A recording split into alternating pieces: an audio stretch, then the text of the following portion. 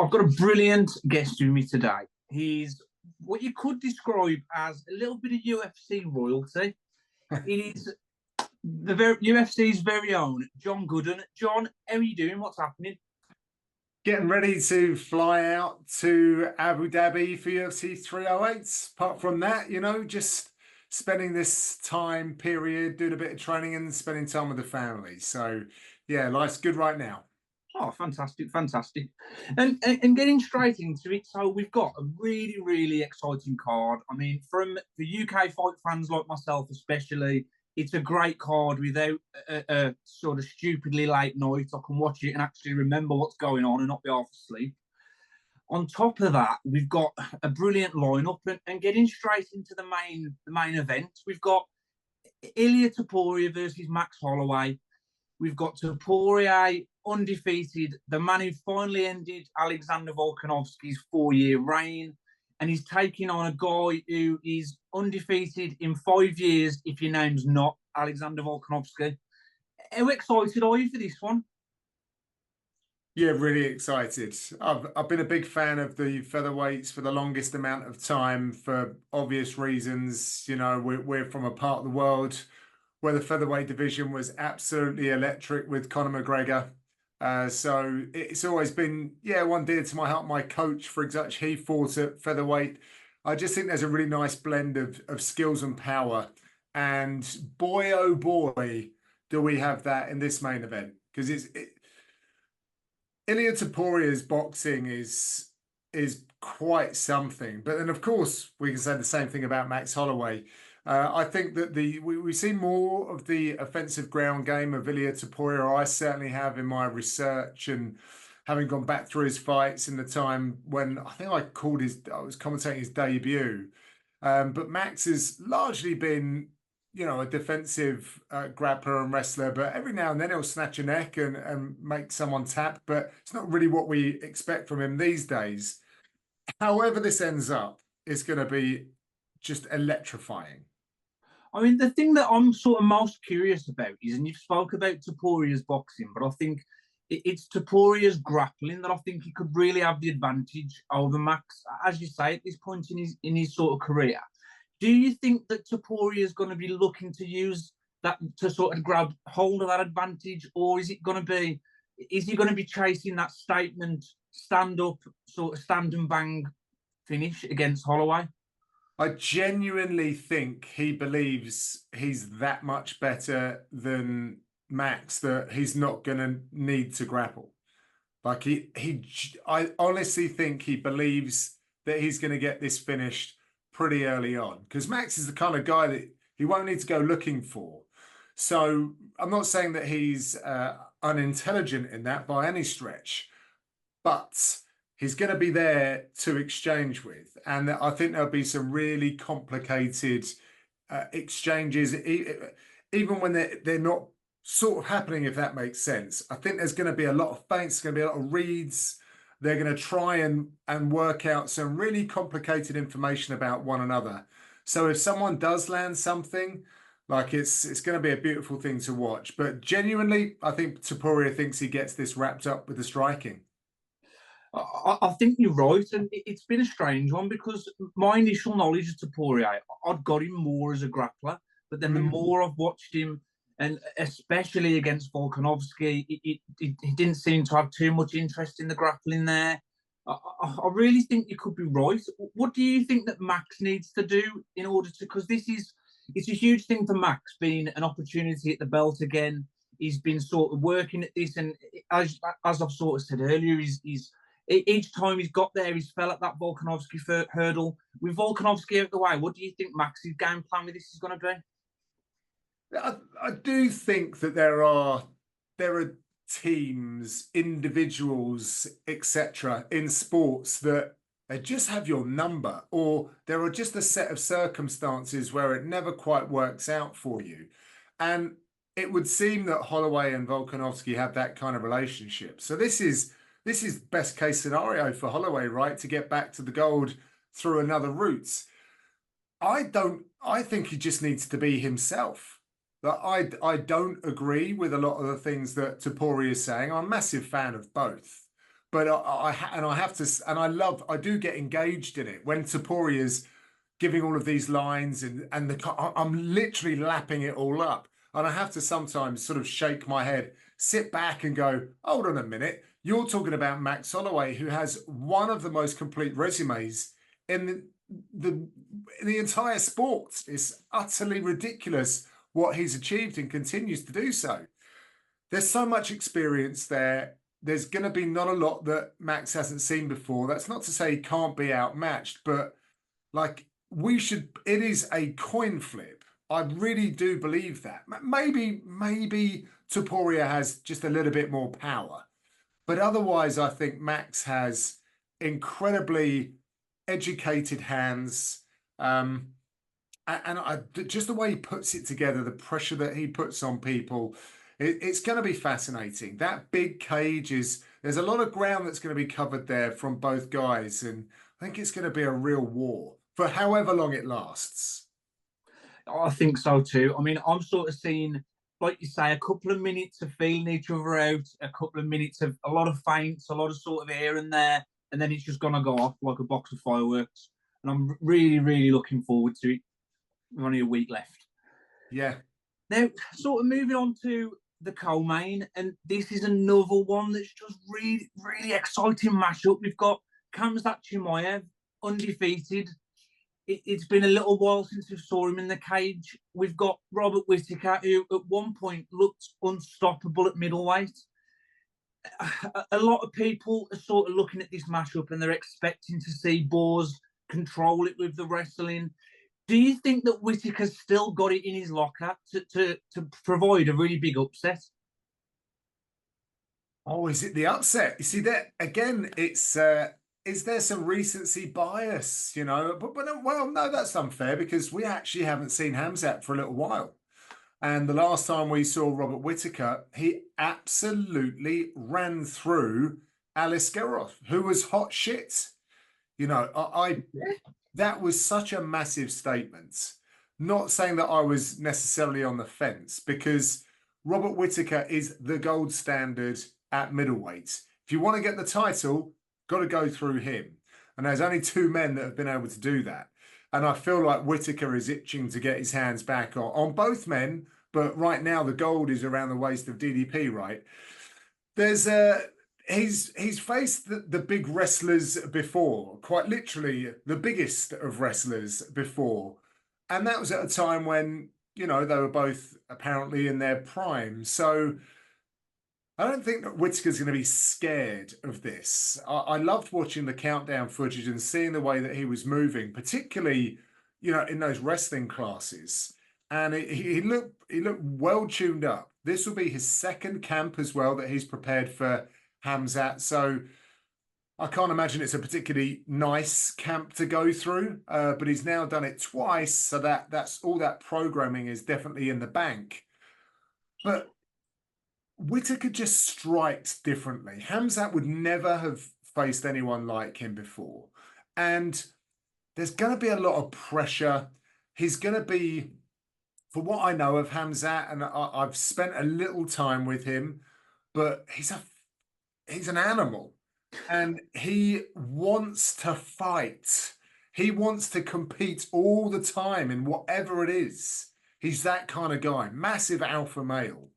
So he must be itching to get back out there. And his body has let him down. Not saying it's his fault, he's done anything wrong. It's just how it is.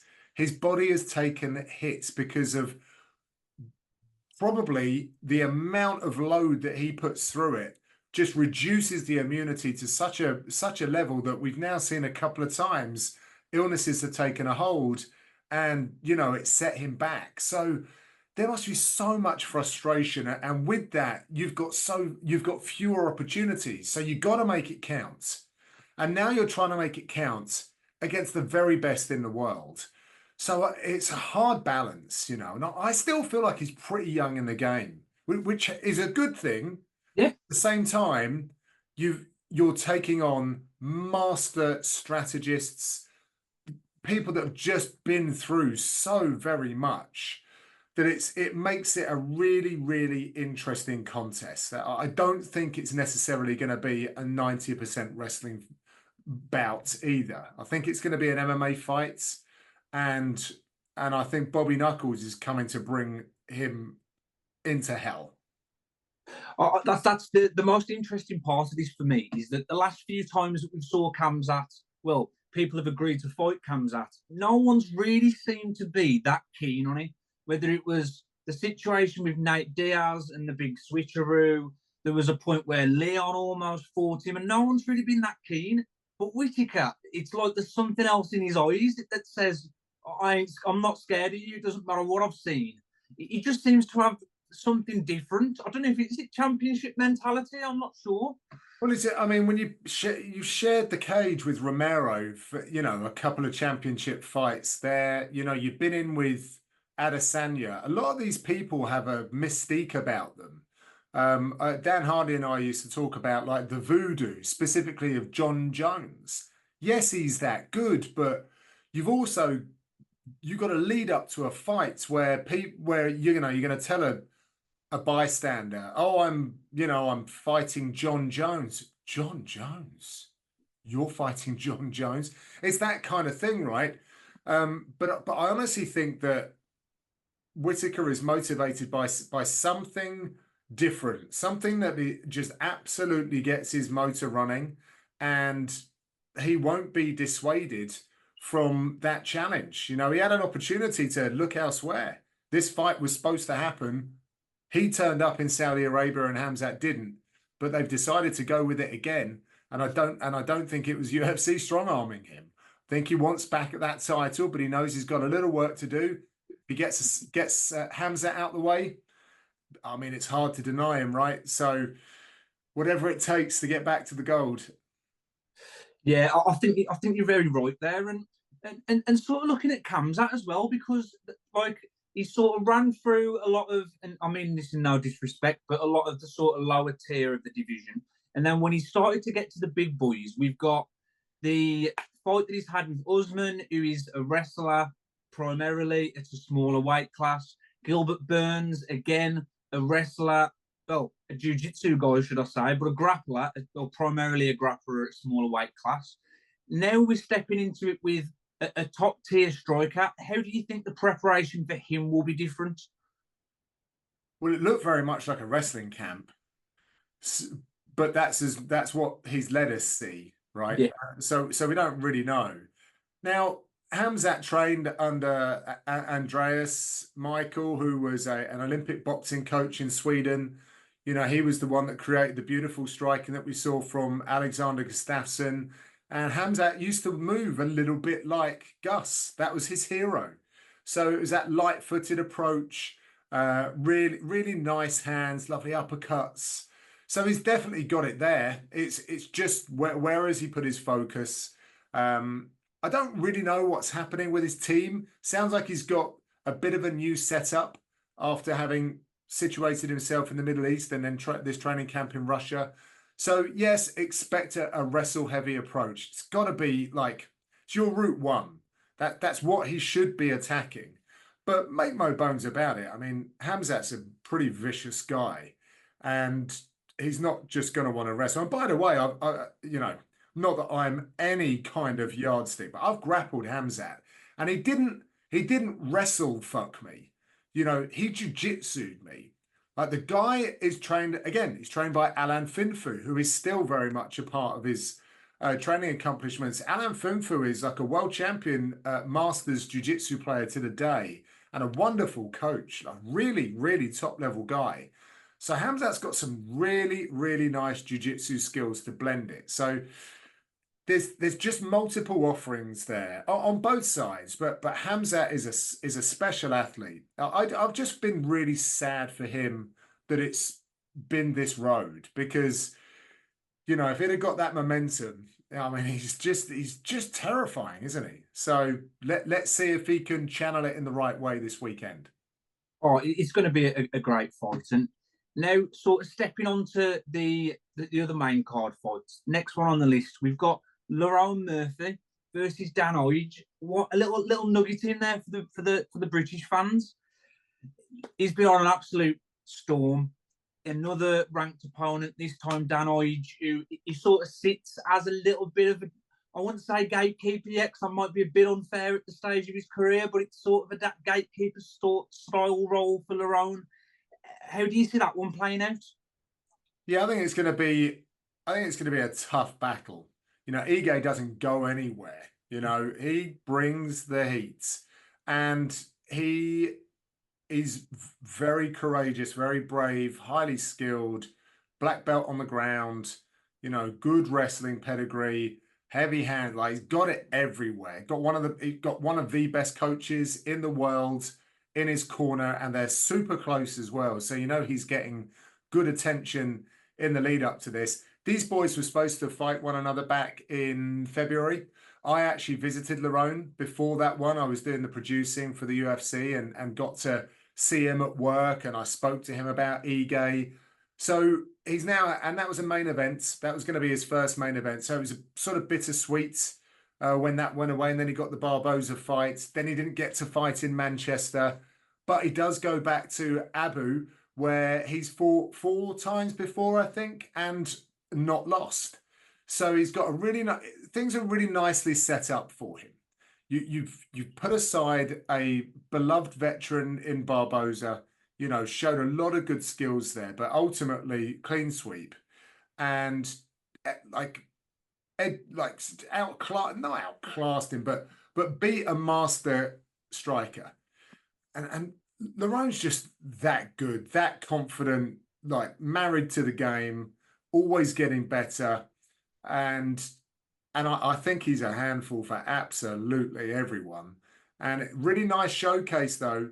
If he can do what he did to someone like Makwan Amikani, where he gets a bonus and a big old finish on the same card that the featherweight title fight is going down, on the same card that will most definitely have all the eyeballs. Dana White's going to be in the house. This isn't an Apex main event now. This is a spot on a huge pay-per-view. It's all set up for him. And I spoke with him last week, sounding good. He's got that glint in his eye. So I'm excited to see what these boys bring, because it's a hell of a fight. And as you say as well, it's the perfect position for where he is, because you're on a, not only is it a big card, but the featherweight belt is the headline fight. This is the perfect time for Lerone to really make a statement and really start to put everyone's eyes on him further. And like you say, maybe start to then push for a top 5 opponent soon, if he can get through Ige. Yeah, I mean, he's almost throwing the rope down for this one with Dan, which is, you know, rankings, whatever. I mean, Ige stepped up on like a couple of minutes' notice to fight one of the most feared men on the roster right now in Diego Lopez. And he put in a heck of an effort.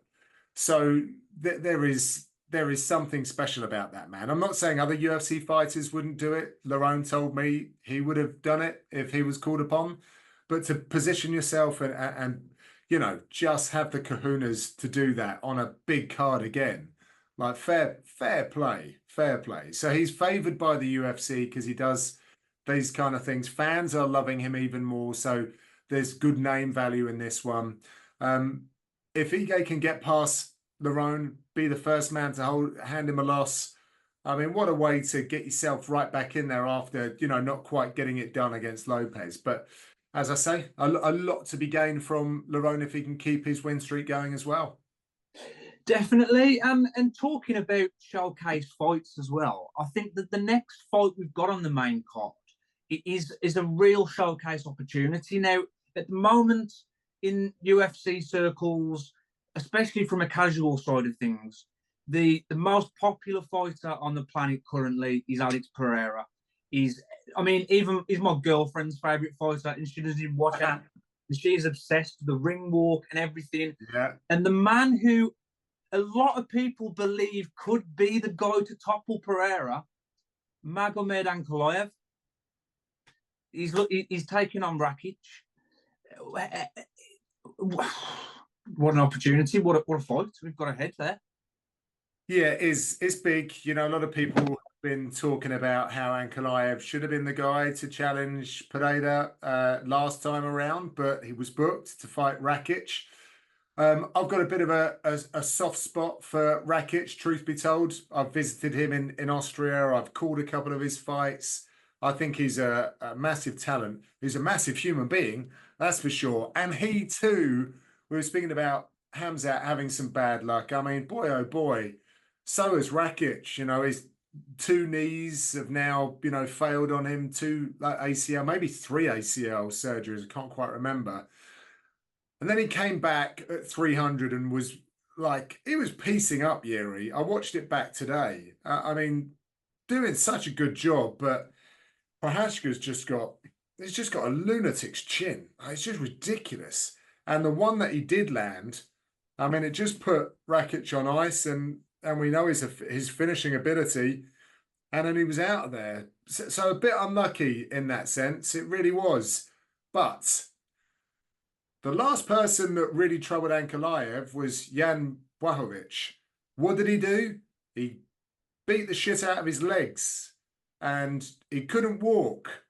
And Jan adopted a bit of a quirky game plan by going to the ground with him, and Ankalaev survived.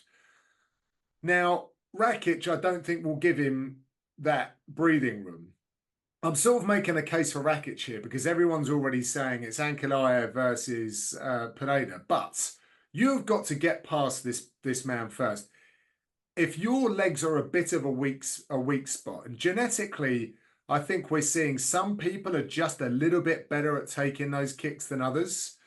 Rakic is going to test that again. It's already been shown by Big Jan, and I know that man's made of Polish steel. But we've got Serbian steel here, so let's see which one is forged a little sturdier. So I think Ankalaev's in tough. I do, however, think that he's the most complete fighter at 205. That's not to say I think he necessarily beats Pereira, but I think he's the most complete fighter. And I would love to see him fight Pereira. I think there's time, though. I think there's time for this merry-go-round to take place. But he's got to get past Rakic first. And I see a lot of ways for Rakic to win this fight. Rakic, to be honest, is one of my sort of sneaky picks for this fight. And it'll probably be part of a little outsider double or an outsider treble that I'll probably have on because, like you say, the odds are swinging for Ankalaev.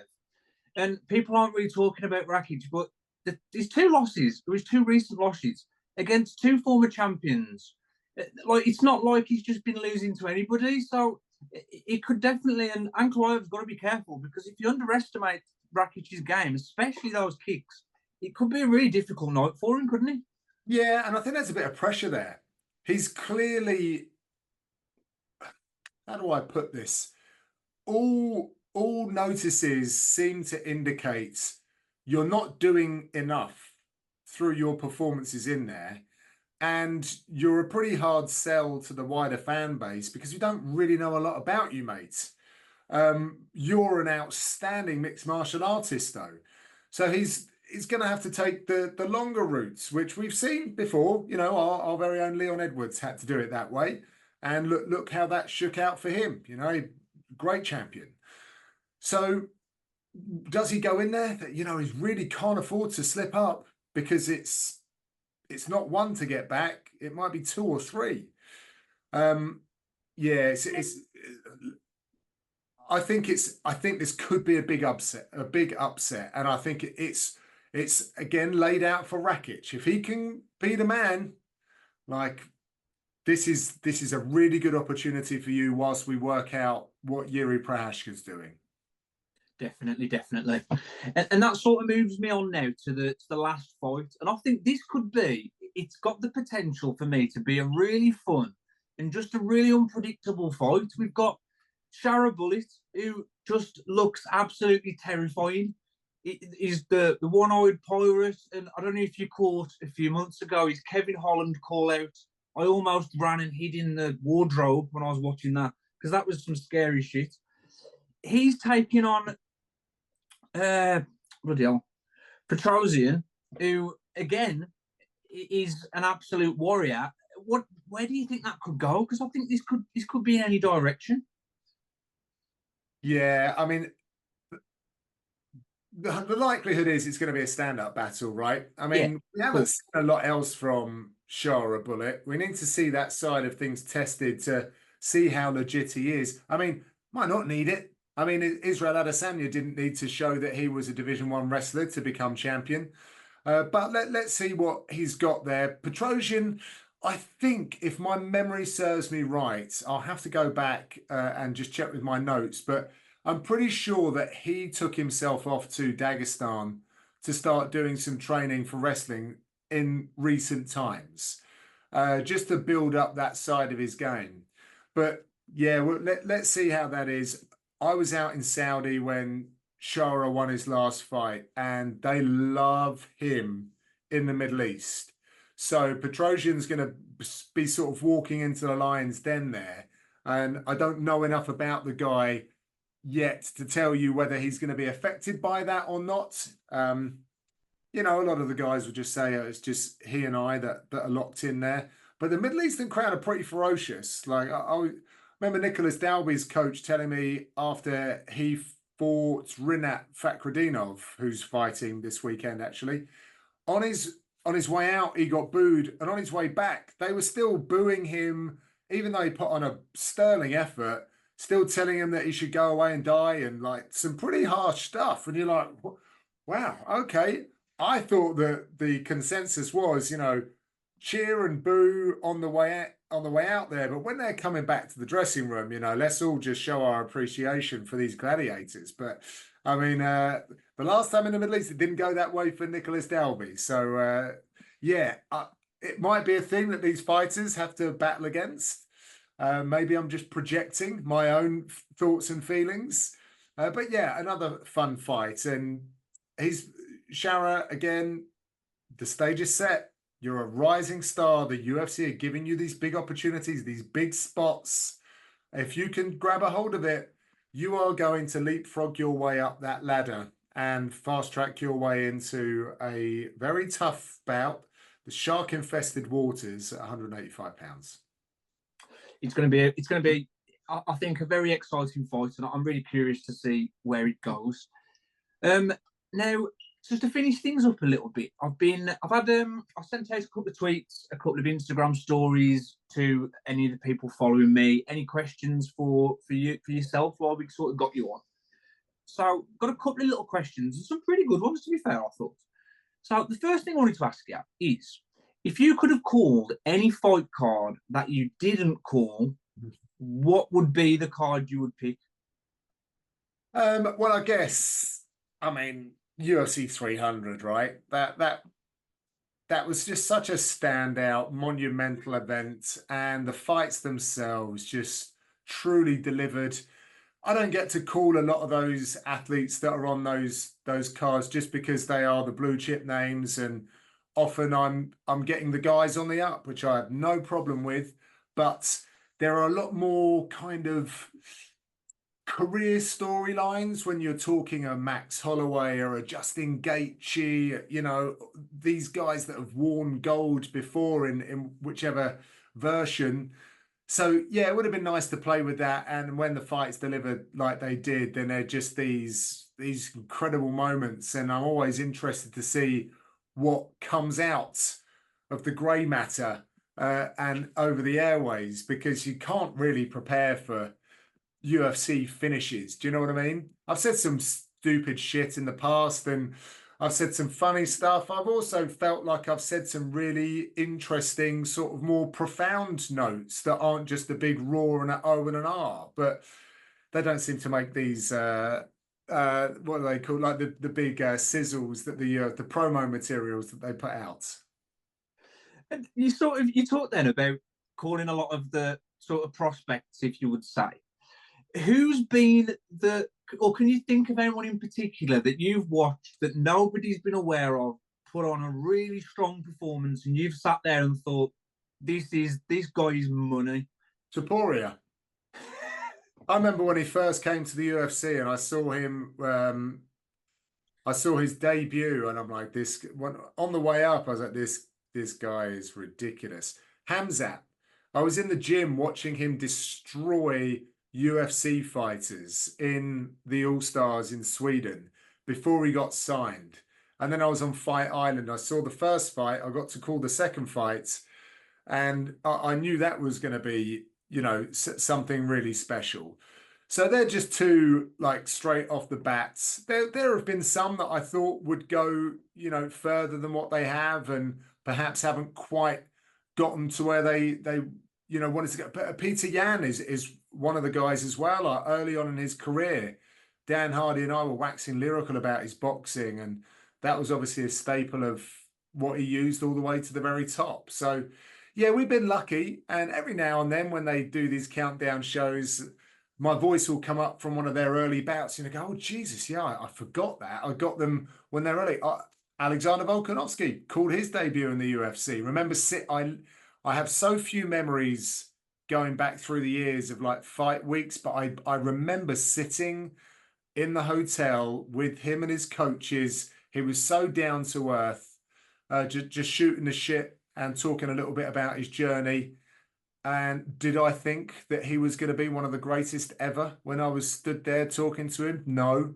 After the first fight, no. But look where we are.